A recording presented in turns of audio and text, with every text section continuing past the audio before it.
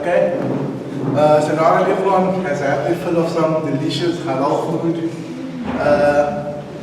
we will continue with what the hell is halal. What the hell did you just eat? Okay. So, this is what people think halal is. We just had some of these in the back, they were delicious, eh? And then, like we previously said, Muslims are found all over the world and eat a variety of foods. Just a quick exercise. Just distinguish which one is the halal one and which one is the non-halal. Like even our exec members, they can have a shot at it as well. Right? Okay, who says left? Raise of hands. Okay, who says right? Raise of hands. Sorry? You can't, oh yes, that's a point. Yeah, I also didn't know when I first saw it. The right is actually halal and the left is not halal. So this picture just goes to show that halal is just not based on appearance, but on something more than appearance. Okay. So, halal is literally anything permissible or lawful in Islam. Okay? But for the sake of this workshop, we will be looking at it from the perspective of food. Okay? So, with respect to reference to food, halal refers to the prescribed dietary requirements by God in Islam. And this part 2 will cover 4 main aspects. What kinds of food are halal, and the manner in which the animal is slaughtered in order for it to be halal, and then the storage and transport of food, and the preparation thereof. All 4 of these aspects must be in order before halal certification is approved. Okay, so if any one of these 4 don't comply to the standards of halal, the food will not be considered halal. Okay, so the first one, kinds of food. Like we said, no pork or any pork derivatives. Okay? The following animals are not halal: swine, carnivorous animals, and birds of prey such as eagles, hawks, etc. Okay? All non-meat products are halal, so veggies, products, fruits, etc. So if some Muslim comes up to you and says, I can't eat bread, gluten is not halal, you tell them, no, you're lying. I went to the workshop, I know. Any food, any plant derivative stuff is halal. Okay. And then alcoholic intoxicants. Products are not permissible, such as wine, beer, spirit, brandy, fruitcake, happy muffins. I really don't know what happy muffins is. What is happy muffins? No one. Okay, and then here's an exception.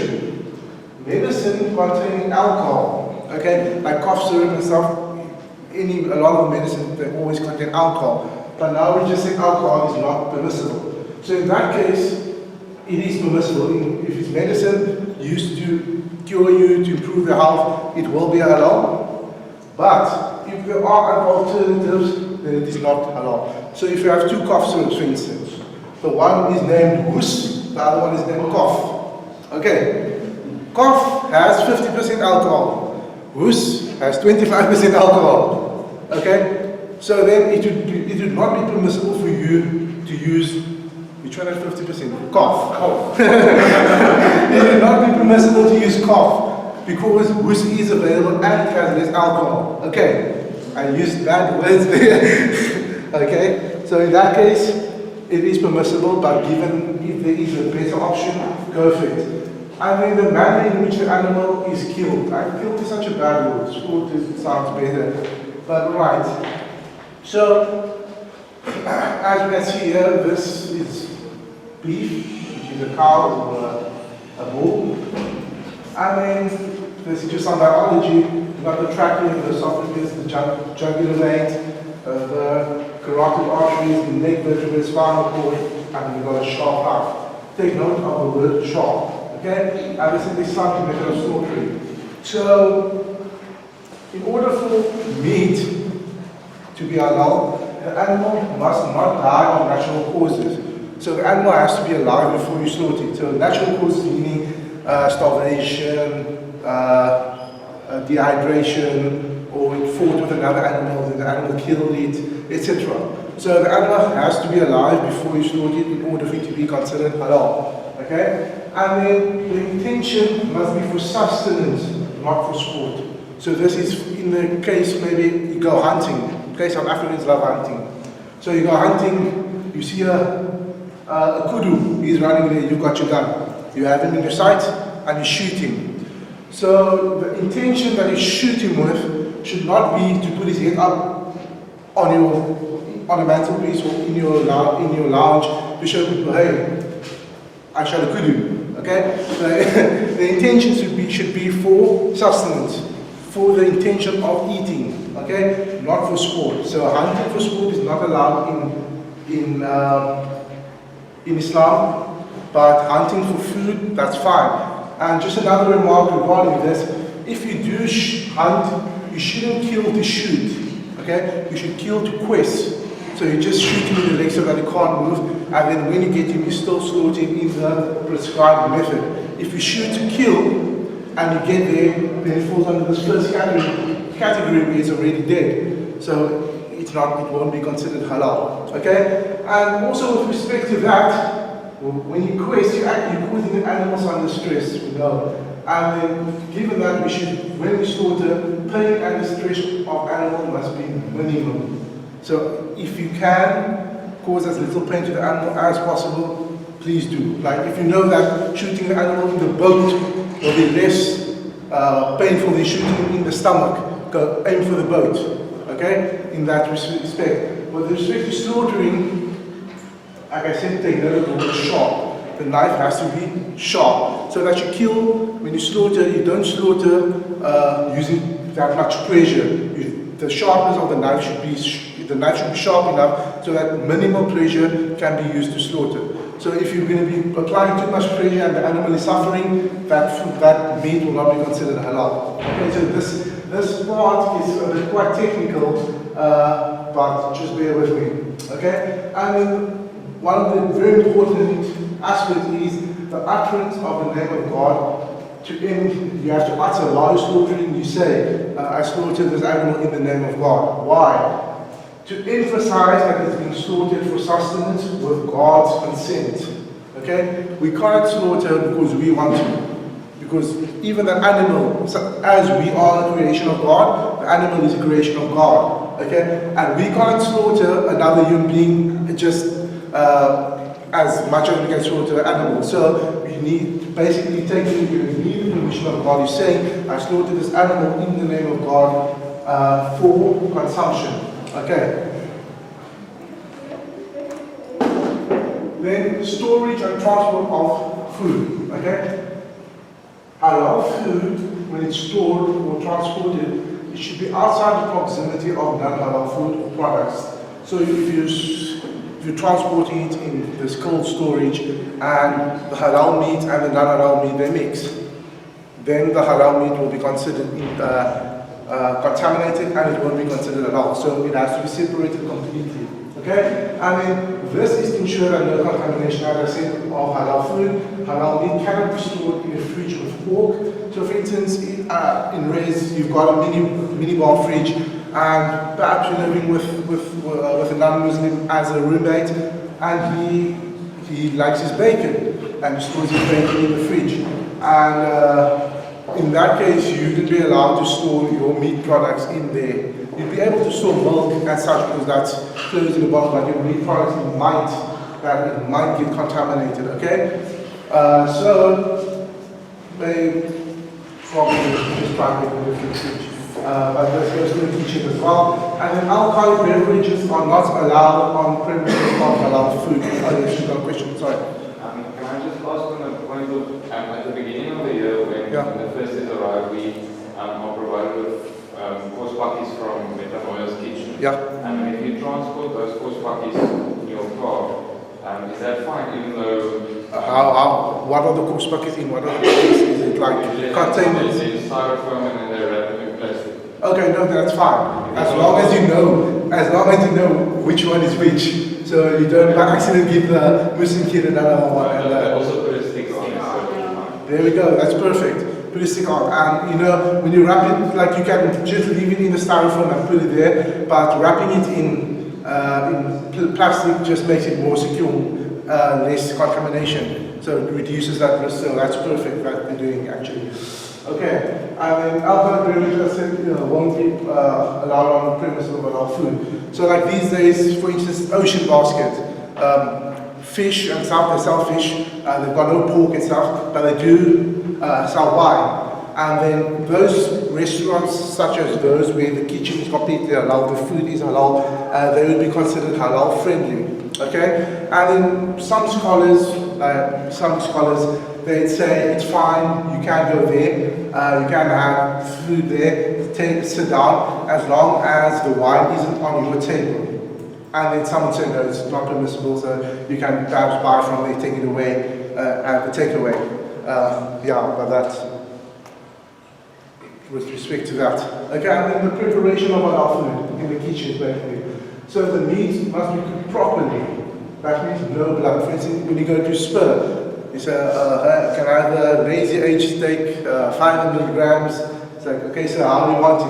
Rare, medium rare, well done. So rare, medium rare, you know, that's it has blood and it's wet and stuff. So that wouldn't be allowed, it wouldn't be considered allowed because of that blood. Why does Islam emphasize blood? The reason for that is because most bacteria, most illnesses are in the blood. Okay, so just to prevent any contamination of the body, any health disadvantages, any negative side effects from that blood, we say no blood. Okay. Then environment must be hygienically clean, so where you eat has to be clean, so like no whatever around.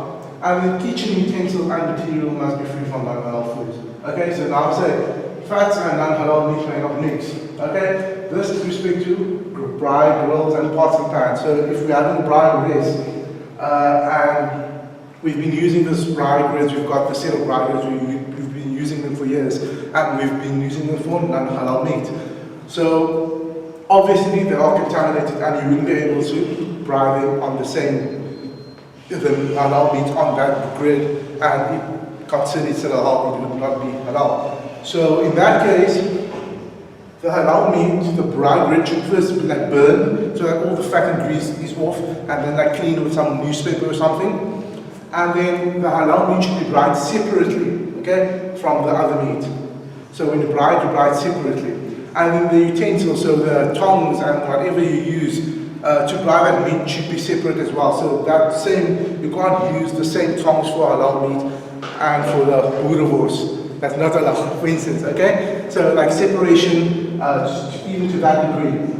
And then even the pots and the pans that you after it's braaied, you store it, put it in the pot, that pot has to be clean. If there was any pork or any non-halal substance in that pot, you just clean it out. Sunlight should do the trick, and then it should be allowed. You can store it in there and just store it separately from the others. Okay, so no contact between the halal and the non-halal.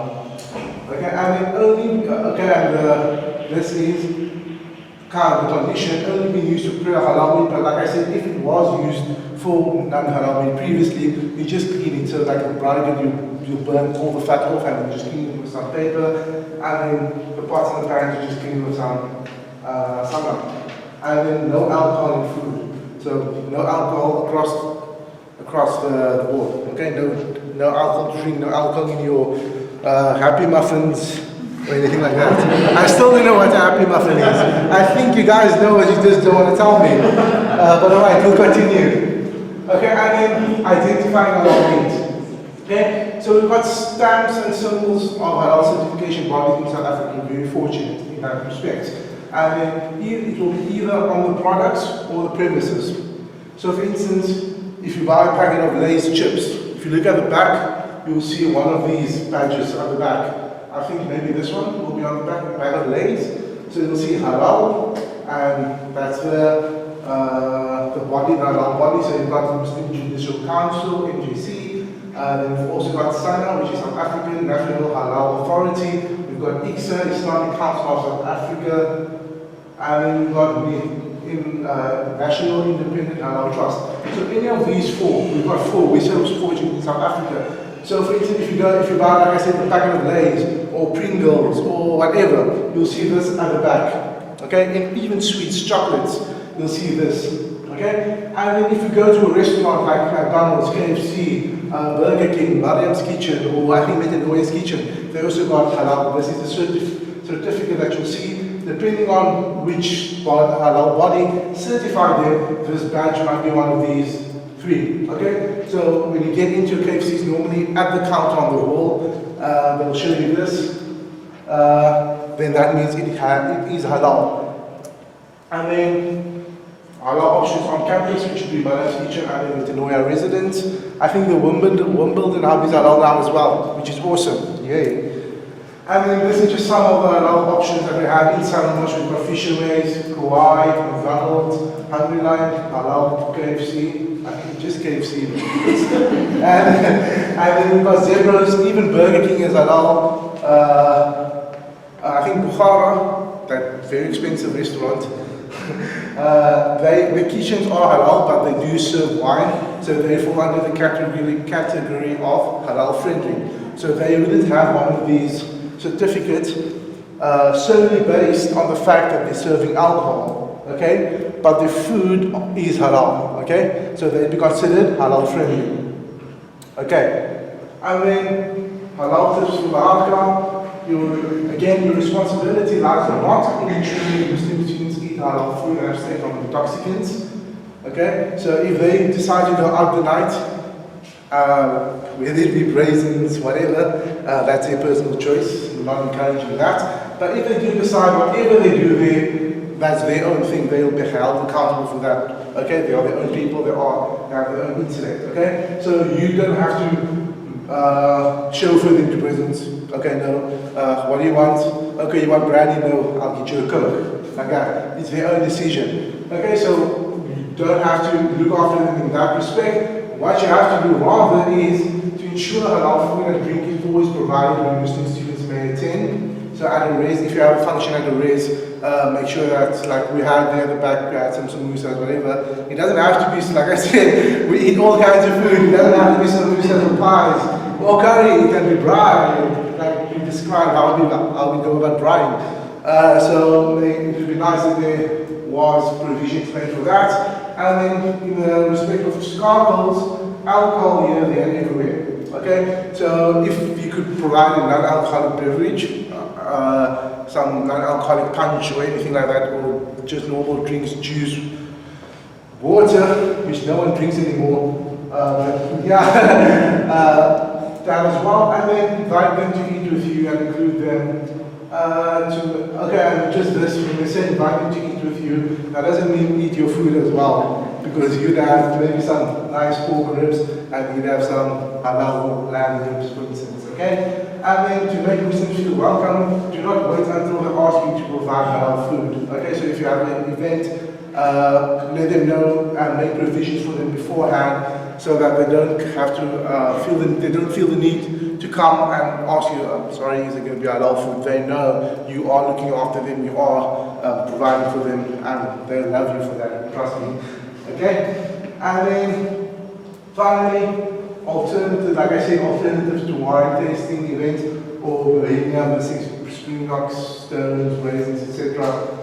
Where you find out when it is possible, it's good to have alternatives for those.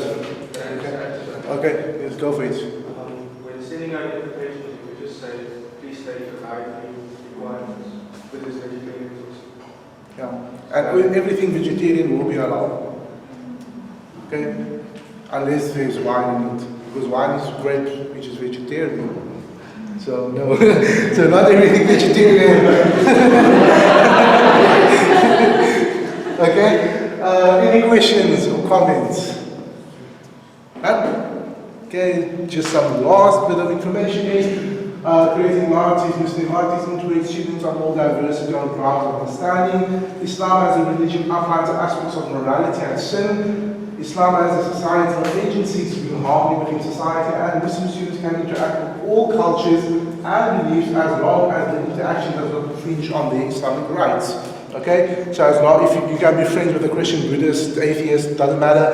But if they are going to force you to binge drink or whatever, then it wouldn't be alright. Okay, and then creating spaces to understand and experience each other's diversity, such as these. NSA Stellenbosch shows, like I said, hosts workshops, presentations on Islam for residences, peace societies or clusters. Like this one which we've done, which we've rather had as well. And then, like I said, I'll come back to this one, Unveiling the Ninja, which is a workshop that we do at female residences, not we, that the girls do at female residences, where they basically explain, go a bit more into detail about the scarf. And then you get to try on scarves and selfies and, you know.